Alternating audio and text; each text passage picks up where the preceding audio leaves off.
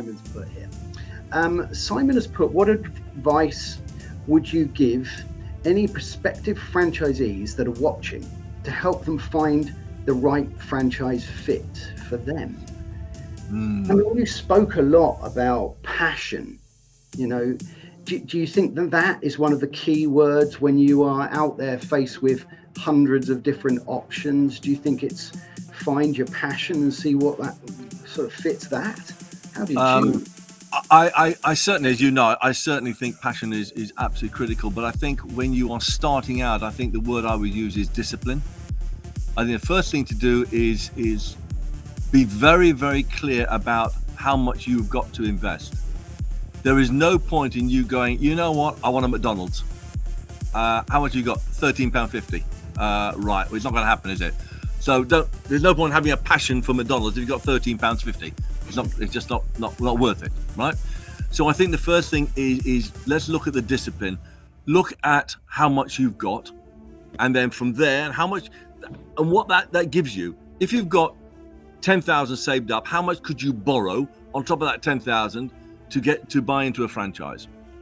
I'm very, very keen that people do not overexpose themselves. Really, do not take 10,000 out of your piggy bank, borrow another 20, 25, maybe 30,000 from a bank or something, and then go and talk to your aunt who gives you another 10,000, but wants it paid back within a year. And then you've got a third cousin twice removed in Australia, right, who will let you have a couple of sheep who are worth 10 grand as well. Don't do that, right? So number one, be disciplined, decide how much money you've got. And then have a look at the franchises that fit in there. And most of certainly the online portals will give you a breakdown by payment category, as it were, by cost category. And then once you have a look at those, then you can start saying, right, look, hold on. What do I think is going to be useful for me? What am I going to be interested in? Do I want to pull up tree stumps? I might do, I might not. If I don't, put it to one side. Do I want to be doing something that is sort of, financially orientated, like an audit type of process? If so, those are there. If you want to look at something, in the print market, there's something there. If you want to look at something like Recognition Express, there are all sorts of things. So be disciplined, decide how much money you got, and then have a look at the options. And then from there, you'll start cutting those down. And if you go through that process, you'll end up sort of saying, well, I want to be in business to business. Okay. So you can afford £60,000 maximum. You want to be in business to business. That's great. Here are some businesses in that thing. Right. Now, let me go and find out more about them. You go and have a look at those businesses. Oh, that business has only been out there for 3 months.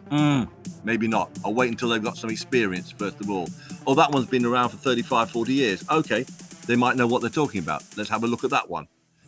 Then when you go and see those businesses, find out what their background is, how long they've been in business, what their turnover's like, have a look at Companies House, do all that sort of stuff. Go and talk to the franchisor, sit down with them, have a meeting, and then go and talk to their franchisees. And always beware. If the franchisor says, well, we'd rather you didn't talk to franchisees, I'd go, well, I'm out of here then, not interested. I want to talk to people who are making it work or not making it work. And my policy has always been, you can talk to anybody you like. You can talk to people who think I'm a legend or an arsehole. It doesn't bother me, right? Because there will be others. There will be people out there who think that. So it's not a problem, So yeah, and I think you're right. I think even if the story you get when you speak to franchisees is a checkered one, then that's an honest story. Not everybody gets it 100% right. And if you're just being shown franchisees that are saying, oh yes, everything's absolutely perfect, everything's wonderful, then that's not a real story. Not everyone gets it all right. And that's I think part of the story we need to hear. I've had a situation where I've rung up a franchisee who has had issues with me for whatever reason. And I've said to him, I've got a prospective franchisee.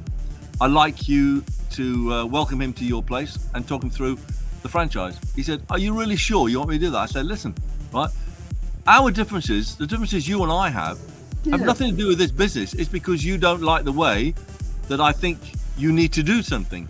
Yeah. Right? It's not that you don't value the business, right? And he's gone on and he's talked to those people and he's been very honest about it. He said, "Listen, Nigel and I, we're not bosom pals, but let me tell you about the business." Ding, ding, ding, ding.